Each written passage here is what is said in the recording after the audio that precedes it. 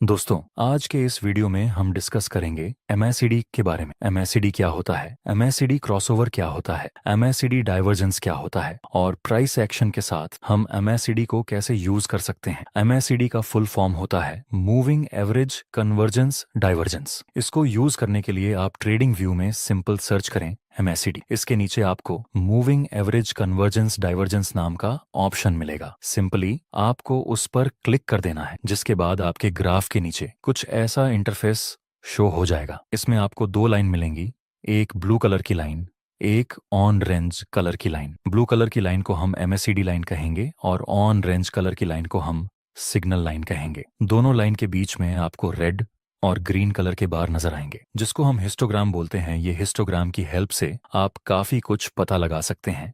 इसके बारे में हम आगे डिस्कस करेंगे। एमएसीडी की यह दो लाइन के क्रॉसओवर से आप बाय और सेल का सिग्नल जनरेट कर सकते हैं। इसमें दो टाइप के क्रॉसओवर होते हैं, एक बुलिश क्रॉसओवर और दूसरा बेरिश क्रॉसओवर। बुलिश क्रॉसओवर का मतलब है कि जब एमएसीडी लाइन सिग्नल लाइन को नीचे से ऊपर की तरफ क्रॉस करे तो यह एमएसीडी के अनुसार एक बाय करने का सिग्नल हुआ, और जब एमएसीडी लाइन सिग्नल लाइन को ऊपर से नीचे की तरफ क्रॉस करे तब हम इसको बेरिश क्रॉसओवर कहते हैं। इसका मतलब यह एक सेल करने का सिग्नल हुआ। लेकिन हम सिर्फ एमएसीडी के बेस पर ट्रेड में एंट्री नहीं कर सकते। हम प्राइस एक्शन के साथ एमएसीडी को कंबाइन करके ट्रेड में एंट्री करेंगे। ट्रेड कैसे करना है वह सीखने से पहले हम हिस्टोग्राम डाइवर्जेंस के बारे में डिस्कस करेंगे। हिस्टोग्राम में कुछ कुछ जगह पर आपको ग्रीन बार दिखेंगे तो कुछ कुछ जगह पर रेड बार दिखेंगे। जब एमएसीडी लाइन सिग्नल लाइन के ऊपर रहती है तब हिस्टोग्राम ग्रीन कलर का रहता है, और जब एमएसीडी लाइन सिग्नल लाइन के नीचे होती है तब हिस्टोग्राम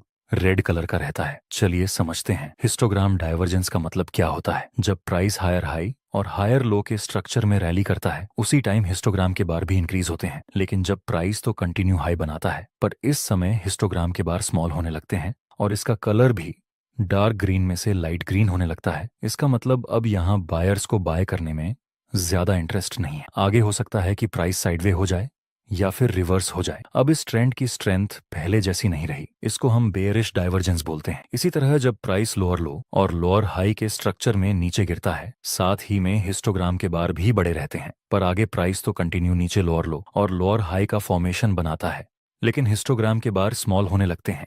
साथ ही में इसका कलर डार्क रेड में से लाइट रेड में बदल जाता है। तो इसका मतलब यह है कि सेलर्स का डोमिनेंस उतना ज्यादा नहीं है जितना कि पहले था। आगे संभावना रहती है कि यह डाउन ट्रेंड अब अप ट्रेंड में बदल जाए या फिर हमें एक साइडवेज मूवमेंट देखने को मिले। ऐसे डाइवर्जेंस को हम बुलिश डाइवर्जेंस कहते हैं। चलिए इसको एक एग्जाम्पल से समझते हैं ताकि आपको एक बेटर अंडरस्टैंडिंग मिले। यहाँ पर आप देख सकते हैं मार्केट हायर हाई और हायर लो की फॉर्मेशन में ऊपर की तरफ मूवमेंट कर रहा था और नीचे एमएसीडी के बार भी इंक्रीज हो रहे थे। हम यहाँ पर एक ट्रेंड लाइन ड्रॉ कर सकते हैं। आगे हम देखें तो प्राइस ने हल्का सा ट्रेंड लाइन को नीचे की तरफ ब्रेक डाउन दिया। ट्रेंड लाइन का ब्रेक डाउन देखकर हम तुरंत रिवर्सल ट्रेड प्लान नहीं कर सकते, क्योंकि यहाँ पर एक रेसिस्टेंस भी है जो कि आगे सपोर्ट का काम कर सकता है। इसी सपोर्ट के पास हमें आगे एक डोजी प्लस कंफर्मेशन कैंडल की फॉर्मेशन मिल चुकी है और हिस्टोग्राम में भी अभी कोई बेयरिश डाइवर्जेंस नहीं मिला, इसलिए हम यहाँ बाय में एंट्री कर सकते हैं। प्रॉफिट टारगेट के लिए हम इस नजदीकी रेसिस्टेंस का यूज कर सकते हैं। आगे हम देखें तो हमारा प्रॉफिट टारगेट हिट हो चुका है, लेकिन नीचे हिस्टोग्राम के बार बहुत ही स्मॉल होने लगे।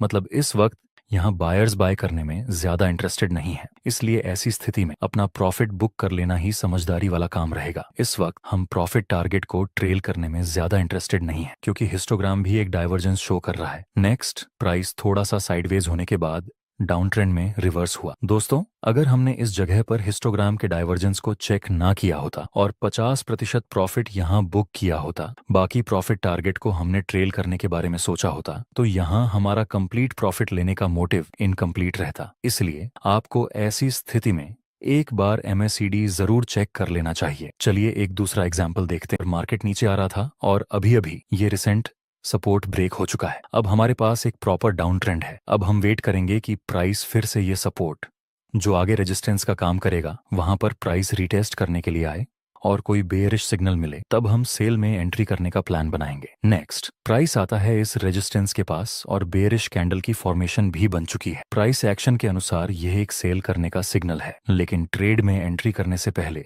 हम एक बार MACD को जरूर चेक करेंगे। दोस्तों, यहाँ MACD के हिस्टोग्राम में शुरुआत में बड़े बड़े रेड बार्स बन रहे थे, लेकिन जब प्राइस ने सपोर्ट को ब्रेक किया तब हिस्टोग्राम के बार्स बहुत ही स्मॉल होने लगे। मतलब MACD के अनुसार ये डाइवर्जेंस हुआ। इस वजह से हम यहाँ पर सेल में एंट्री नहीं कर सकते। चलिए देखते हैं आगे क्या होता है। आगे प्राइस ने एक बिग मूवमेंट दी नीचे की तरफ। दोस्तों, अगर आप इस ग्राफ को लाइव देख रहे होते तो शायद आपके दिमाग में एक अफसोस का भाव पैदा होता कि यहाँ सेल में एंट्री कर ली होती तो ये बड़ा मूवमेंट हाथ लग जाता। लेकिन दोस्तों, हमें सिर्फ और सिर्फ क्वालिटी वाले ट्रेड लेने चाहिए। तो हम फिर से वेट करेंगे एक परफेक्ट सेटअप का जो हमें प्रॉफिट बना कर दे। यहाँ अब हम एक ट्रेंड लाइन ड्रॉ कर सकते हैं। नेक्स्ट, प्राइस फिर से आता है इसी ट्रेंड लाइन के पास और फिर से एक बेयरिश सिग्नल मिला, लेकिन हिस्टोग्राम के रेड बार्स अब की बार तो पहले से भी स्मॉल होने लगे हैं। मतलब यहाँ MACD strong bullish divergence show कर रहा है, इसलिए हम ये दूसरे ट्रेड को भी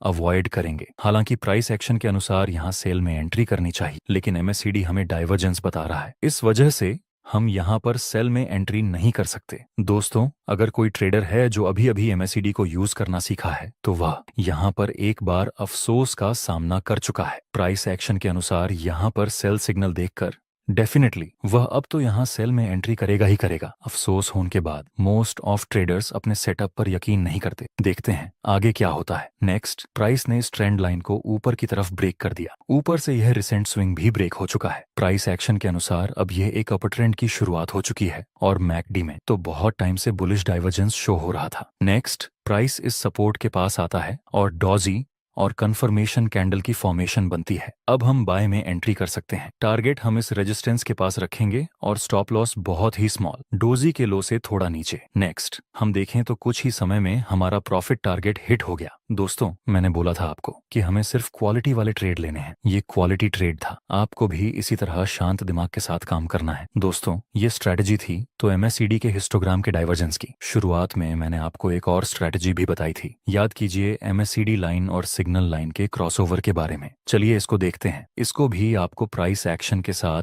कंबाइन करके यूज करना है जिससे कि आपको बेटर रिजल्ट मिल सके। जैसे कि यहाँ पर मार्केट लोअर लो और लोअर हाई की फॉर्मेशन में नीचे आ रहा है तो हम एक ट्रेंड लाइन ड्रॉ कर देंगे। ये ट्रेंड लाइन को मार्केट ऑलरेडी 4 बार टच कर चुका है। नेक्स्ट, प्राइस ने इस इंपॉर्टेंट ट्रेंड लाइन को ऊपर की तरफ ब्रेक कर दिया है और बहुत ही ज्यादा मूवमेंट मिल चुका है ऊपर की तरफ। रिसेंट स्विंग भी ब्रेक हो चुका है। अब हम वेट करेंगे कि हमें एक पुल बैक मिले। नेक्स्ट, प्राइस हल्का सा नीचे आता है और हैमर प्लस कंफर्मेशन कैंडल का निर्माण हुआ। दोस्तों, MACD की लाइन सिग्नल लाइन को नीचे से ऊपर की तरफ ब्रेक कर चुकी है। अब प्राइस एक्शन के अनुसार भी यह बाय का सिग्नल है और MACD लाइन का बुलिश क्रॉसओवर भी। अब हम बाय में एंट्री कर सकते हैं। इसमें भी हमारा स्टॉप लॉस बहुत ही स्मॉल रहेगा और प्रॉफिट टारगेट इस रेजिस्टेंस तक रखेंगे। नेक्स्ट, हमारा प्रॉफिट टारगेट कंप्लीट हो चुका है और आगे MACD में बियरिश सिग्नल मिल रहा है जो कि सेल करने का सिग्नल है। ऊपर से शूटिंग स्टार और कंफर्मेशन कैंडल का सिग्नल भी मिल रहा है। तो क्या अब हम सेल में एंट्री कर सकते हैं? बिल्कुल भी नहीं। सबसे पहली बात तो यह कि यह एक अपर ट्रेंड है। दूसरी कि यहाँ नजदीक में ही रेजिस्टेंस है जो कि अब सपोर्ट का काम कर सकता है। ये 2 मेन रीजन है कि हम यहाँ पर सेल में एंट्री नहीं कर सकते। बेयरिश कैंडल और MACD लाइन का क्रॉसओवर मिलने के बाद भी हमें सेल करने में जरा भी इंटरेस्ट नहीं है। नेक्स्ट, प्राइस में एक बड़ी गिरावट देखने को मिली और आगे जाके 3 वाइट सोल्जर का भी निर्माण हुआ और तो और नीचे MACD लाइन का भी क्रॉसओवर मिला। सब जगह पर बाय का सिग्नल मिल रहा है, लेकिन यह जो डाउनसाइड की मूवमेंट मिली वह बहुत ज्यादा है। इसीलिए ट्रेड लेने से पहले हम एक बार फिबोनाची रिट्रेसमेंट का यूज कर लेंगे। हम अब ट्रेंड का रिट्रेसमेंट चेक कर रहे हैं, इसलिए हम नीचे से फिबोनाची को ड्रॉ करेंगे। प्राइस एक्शन के अनुसार भी यह 3 वाइट सोल्जर्स 0.618 के लेवल के पास बना है। अब हम बाय में एंट्री कर सकते हैं। स्टॉप लॉस रखेंगे यह 3 वाइट सोल्जर्स के लो से थोड़ा सा नीचे और प्रॉफिट टारगेट के लिए हम रिसेंट रेजिस्टेंस का यूज करेंगे। दोस्तों, अगर आपको इस वीडियो से कुछ नया सीखने को मिला हो तो एक लाइक जरूर कर देना।